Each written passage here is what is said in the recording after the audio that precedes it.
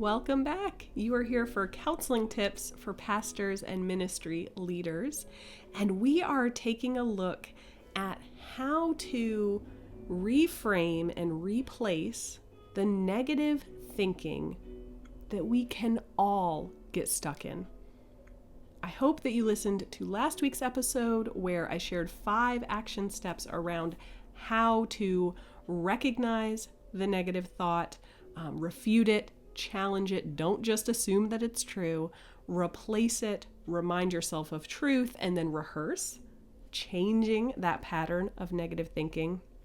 But today we're going to dive a little deeper into that third part of it, which is replacing the negative thought. Because in my experience as a counselor, that's often where people get stuck. So I have 10 tips for you today. You will probably very likely not want to try all 10, but my goal is that 1 or 2 or 3 might really hit home for you and be helpful. So I'm excited to share these 10 tips with you from my experience as a counselor. And let me just pause there and introduce myself in case you are new to the podcast. My name is Jessica, and I am a licensed counselor and marriage and family therapist in South Carolina. And I'm the director at a nonprofit Christian counseling agency in South Carolina called I Hope Christian Care and Counseling.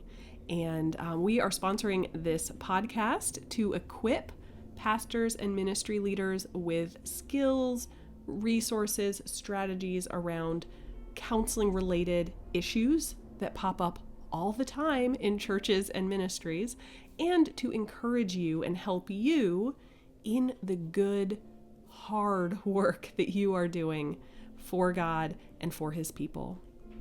And so today's conversation probably falls a little bit into both of those categories, some equipping and hopefully some encouraging.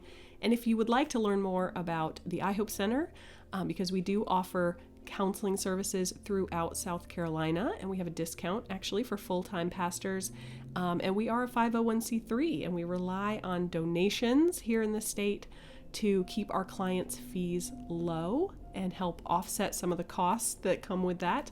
But you can learn more about us over at ihopeflorence.com. And let me jump in to these 10 tips for how to actually go about changing that thought process. Because even if you're following the tips we talked about last week, most likely the negative thinking that you're struggling with, it might be just a constant refrain of kind of grumbling in your head, jumping to the worst possible conclusion or assuming the worst about people or situations. It might be just overthinking. You can't stop thinking, and it's all kind of this negative feel to it. We know that the Bible does not want us to be thinking that way. We're not going to dive into a ton of scriptures about that. We are going to focus today on Philippians chapter 4, verse 8, which tells us, I'm just going to go ahead and read it for us because you can never go wrong with a reminder of God's word.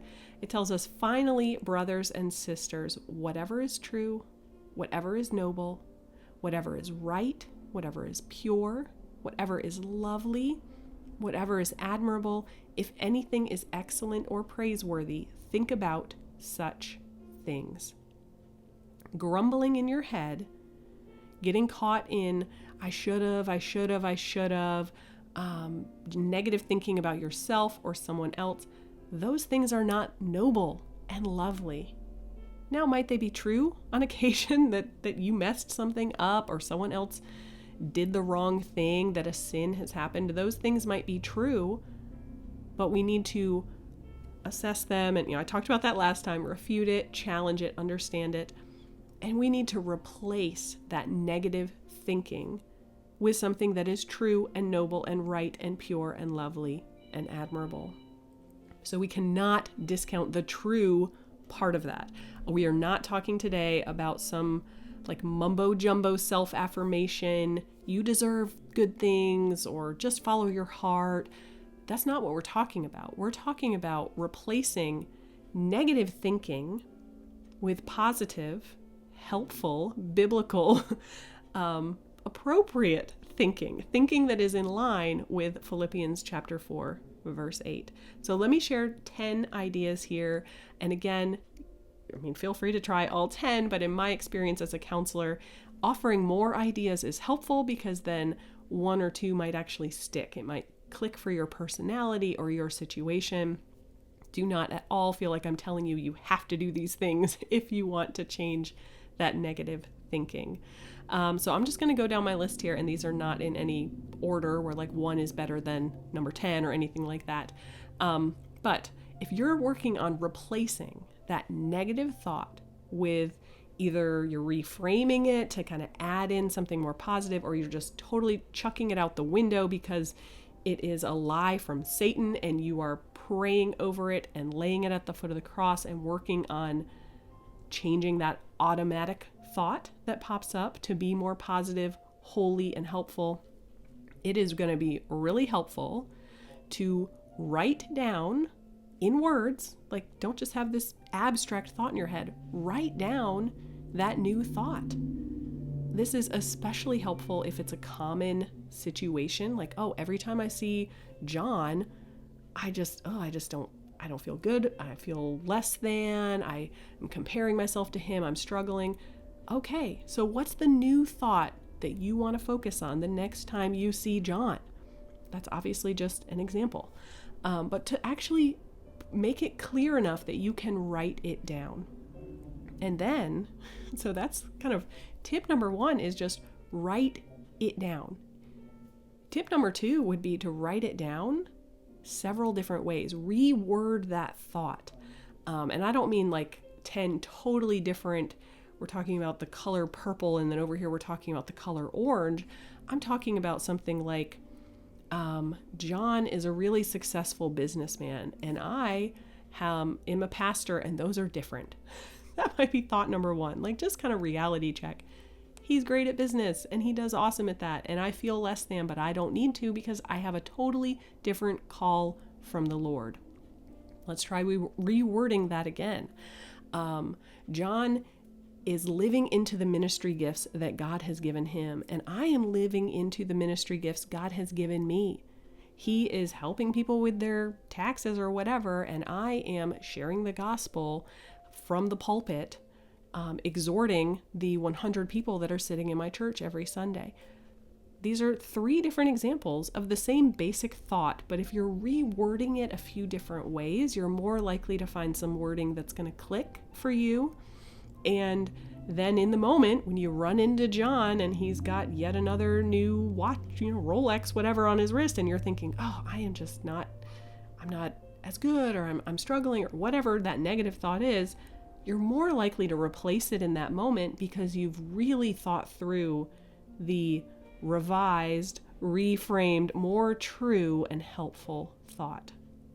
I don't want to get too in the weeds with an example, but hopefully that's helpful. You need to be able to label this new replacement thought, write it down, and try rewording it a few different ways so you can really own it and understand it and connect with it. Here's another writing idea before we move on to a different, which is to write that new thought onto Post-it notes and stick it around your house. Stick it on your fridge, stick it on your mirror, stick it on your car steering wheel, stick it on your phone. Put it places where you're going to be reminded of it so that, again, it's going to get more and more and more stuck in your brain to slowly replace that negative thought that's probably very well stuck in your brain. And that doesn't happen overnight. You have a habit there. We need to kick that out of the way and replace it with this new thought. And so writing it down, sticking it all over your house, putting it in front of you, writing it on paper, putting it in your Bible, put it somewhere you're going to see it. Tip number 4, find some Bible verses that speak to or highlight this new truth, this new thought that you're focusing on, and memorize those Bible verses. Write them down. Stick them on Post-it notes all over your house. Fill yourself with the truth of God's word that's going to encourage you and motivate you in this particular area. Next tip here is find accountability and support. Tell your spouse or your colleague or your best friend, tell someone else, I'm struggling with this particular thought. I'm really working on replacing it with this new thought. Can you check in with me about this? Can you use similar language the next time that we're grabbing coffee or we're talking together? Let people know so they can be praying for you. They can use that same language. They can encourage you and check in with you. Tip number, I don't have these numbered and maybe I should have. The next tip, set a reminder on your phone so it pops up at different points during your day to remind you of God's truth and this new thought that you're trying to replace that negative pattern of thinking with. It can pop up on your phone at 10:10 in the morning and 1:15 in the afternoon and 7 o'clock at night when who knows what you're doing. But it's going to be helpful to be reminded in the heat of the moment and at regular random times of the day of this new positive thought. Next tip, pray. Pray over that negative thought and ask the Lord to remind you, like kind of send that warning flag when you have that thought running through your head, and ask Him to bring to mind this new thought to help you actually make this change. Next tip, do a daily review in the evenings before you go to bed and just kind of think back over the day to notice times when you did not have that new line of thinking. Maybe you got stuck in that old negative habit and pattern, and times when you were successful, you were able to recognize the negative thought and replace it with this new positive thought. Now, this is not about beating yourself up about failures or anything like that. This is about learning from what happened and taking that moment to review, oh gosh, I really struggled at that time, but it worked at this other time. And maybe you can figure out from that little quick review, why did it work at time B but not time A? What was different? What might you be able to do differently next time? I've got 2 more tips for you here. Tip number, I suppose it's 9, since I have 10 tips. Do some journaling and just kind of writing through your thoughts, your feelings, your history, your background, scripture verses about the new thought. How did you come up with it? Why is it true? Why is it good? Why is it lovely? Why is it admirable? When is it going to be most helpful for you? How is that new thought going to help you love God better? How's it going to help you love your neighbor better? Love your wife better, your husband better, your kids better, do your work better. Just take time to really flesh that out. Journal through it or just think through it or pray through it. That can be really helpful. And the last tip here, since you've probably done 1 tip so far and written it down, maybe a Post-it note, wherever, but take a picture of it and make that the background on your phone or your computer. And maybe that's the scripture verse that you were working on memorizing instead of the actual thought. That's fine. But something that's going to just help you remember again and again and again throughout the day that negative, grumbling, unhelpful way of thinking. You need to notice it and stop it and replace it. And being reminded regularly of that new replacement thought or the scriptures that are supporting that, it's going to help you in the heat of the moment to notice and change directions and replace it. So I hope, friend, that some of those tips, maybe 1 or 2, is going to hit home for you. If you want to see them written out, we do have all of these episodes in audio on all the podcast apps, in video on YouTube, and on the blog. So head over to ihopeflorence.com. You'll see them all written out as a nice reminder there.